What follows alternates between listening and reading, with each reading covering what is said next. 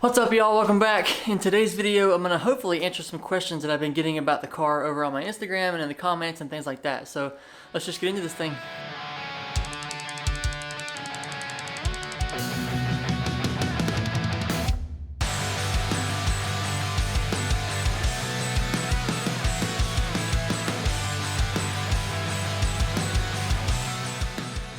Alright, so since starting my channel, which wasn't that long ago, I've been getting some questions about the car, like what are the mods, what are my plans for it, etc, etc. So I thought I would just do a video kind of explaining all that and kind of go over the whole car and all that kind of stuff. So I guess I will start with like a little background of the car. There's a lot on this car, and there's a lot that was installed way before I even started YouTube, so we'll go over all that. So if you don't know, and this is the first video you're catching on my channel, I owned this car for about 7 years or so.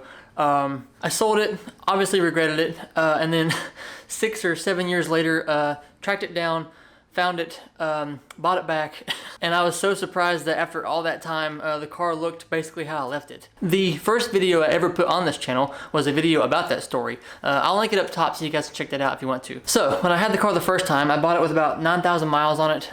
It was totally stock, aside from some window tint. And so I built the car over that 6 or 7 years that I owned it, which was another reason why I was so excited to find the car again. And not only find it, but I was able to buy it back. I mean, this car has tons of memories.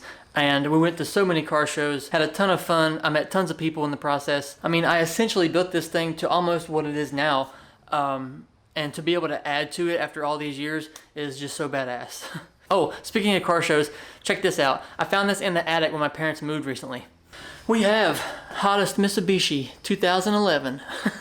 This was at Summit Point Raceway on June 18th in 2011. This was just so crazy to find. But anyway, let's move on to the interior. So the inside was one of the first things that I started on actually whenever I got the car. I know a lot of people tend to overlook the interior at first, but I mean, I sit right there and I'm in there all the time, and so I wanted it to look cool. So kind of started with that. So in here, we've got the full run of the Diffie gauges. We got all of them down through here. I just added this dual pod with the AFR gauge there whenever I was getting the car fixed from the motor issue. But yeah, I just thought that these gauges were so sick, and I just love everything about them. I love how bright they are. I love the little thing that they do whenever you turn the key on and off. It's just, they're really easy to read and they're really bright, and I just love them. I'm not sure who or when they added it, but they put the ethanol content thing on here. That's kind of cool. I don't ever plan on running E85, but you know, it's a cool little spot for it. I went through and changed all of the bulbs in the instruments and everything to blue whenever I had the car. I changed the gauge faces here. Those go from blue to green, but I mean, everybody knows blue's the best. I don't even remember what brand that was or where I got those, but they've obviously lasted a very long time. And we of course have the ARC titanium shift knob in there. We got the Brad Diego seats in there. I waited months for these things and the rails, but I didn't drive the car in the wintertime, so it wasn't that big of a deal to have to wait, but man, I waited a long time for those.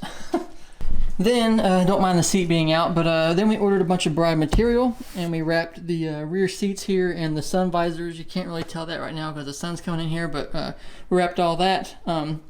Actually, my mom and my grandma wrapped these.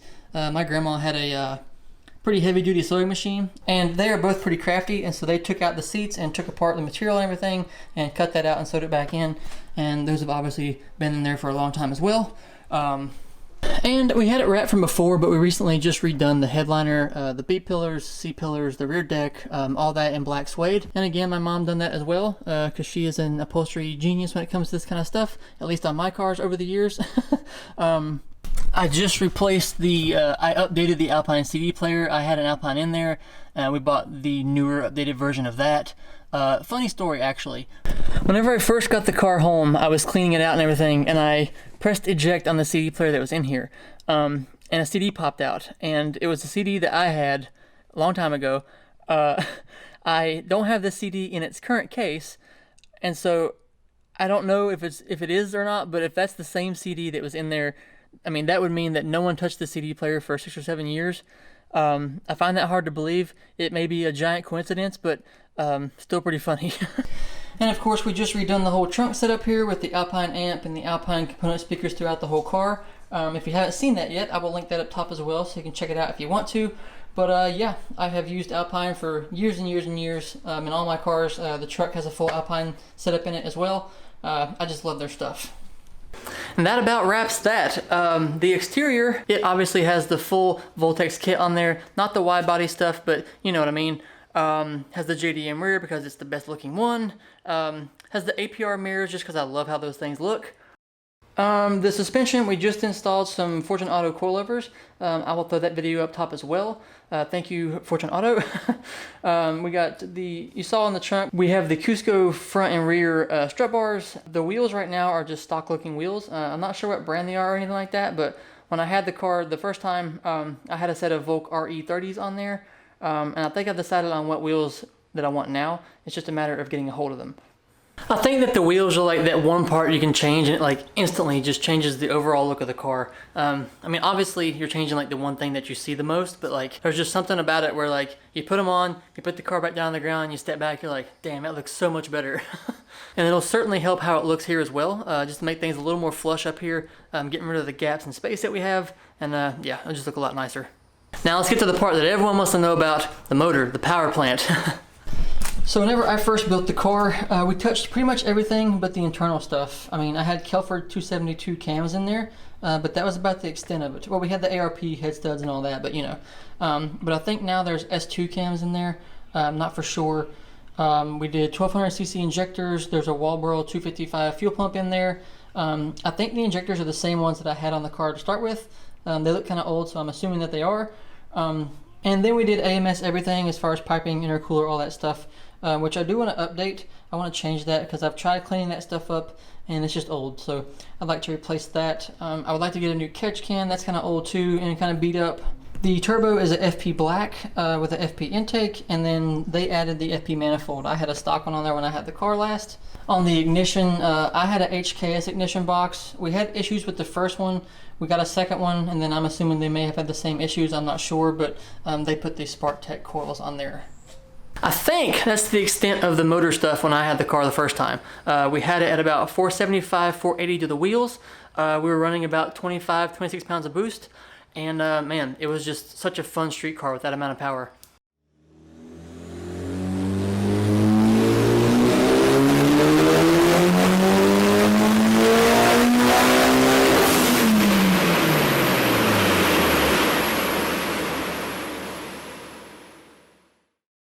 Now, one of the guys who owned the car, he had the head totally built, had the engine totally built, but whenever I bought the car, that motor was blown. I had the head gone through, and surprisingly it was in good shape, they said, after the engine blew, so no real big issues there, and so it was good to go. So, we have the head on there that's totally built.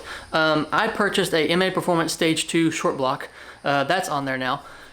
We threw in a brand new ACT clutch, and I think that about wraps it up on the motor. I talked about the old horsepower and how much it made. I don't really know what to expect on the new setup with everything being built. I guess I'm expecting around 5 to 550 to the wheels. I don't really know. On pump gas, I don't plan on running E85 ever in the car. I just, meh. And honestly, even if the car doesn't get to 550, I'm going to be amped on it regardless because, I mean, damn, 480 was just so much fun. And I really don't think you need much more than that on the street. I mean, I plan on having a conservative tune.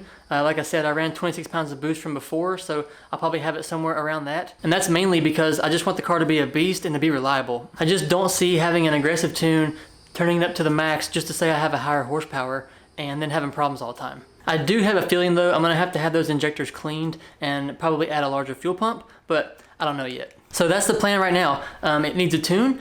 I still need to drive it around and get the miles on the motor to get that fully broken in. And then once that happens, then we can start to play with it and have a little fun with it. Ultimately, my end goal for the car as a whole is to have it one of the cleanest Evos in the country. I've got plans of totally restoring the undercarriage, just doing all that under there, getting rid of the rusty stuff. I mean, subframes, sway bars, end links, all that stuff under there. And then going to the transmission work, I want to clean up that bell housing. It still looks pretty rough. Possibly build the transmission. I don't know, there's just a lot of stuff that I could do. And all I know is I want it to be uber clean. And that's partially in part due to my OCD and just my wants for the car. I just know that I want the car to last as long as possible, and I think doing all those steps are a step in that direction. I don't ever plan on driving the car in the winter again, and I don't ever plan on selling it again. One day, maybe one day, I'd like to have one more Evo, one that I can just thrash on and not worry so much about. But that's way down the line. I just have so much more that I want to do.